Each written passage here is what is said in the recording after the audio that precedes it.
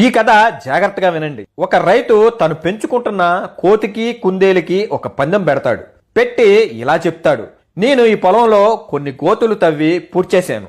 ఒకే ఒక గోతులో క్యారెట్లు పెట్టి పూడ్చాను. మీరిద్దరిలో ఎవరైతే ఆ క్యారెట్లు ఉన్న గోతిని కనిపెట్టి తవ్వి క్యారెట్లు తీసుకొస్తారో వారికి ఈ నెల మొత్తం మీకు నచ్చిన తిండి పెడతాను అని చెప్తాడు ఆ రైతు. కుందేలుకి నమ్మకం, నేను కనిపెట్టి తీసుకురాగలను అని. వెంటనే ఇద్దరు వెళ్తారు.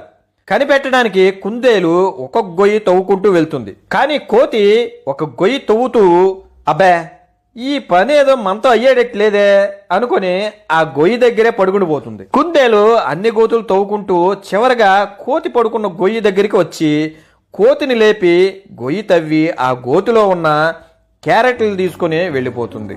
అది చూసిన కోతి, చి అదేదో నేను ముందే గొయ్యి తవ్వు ఉంటే ఈ క్యారెట్లు నాకే దొరికేయి, నేనే గెలిచేవాడిని అనుకుంటుంది. ఈ కథలో నీతి ఏంటంటే, కష్టపడేవాడికి కొంచెం సమయం పట్టచ్చు, కానీ విజయం తథ్యం. సోమరిపోతుకి విజయం సంకలో ఉన్న జీవితంలో విజయం సాధించలేడు.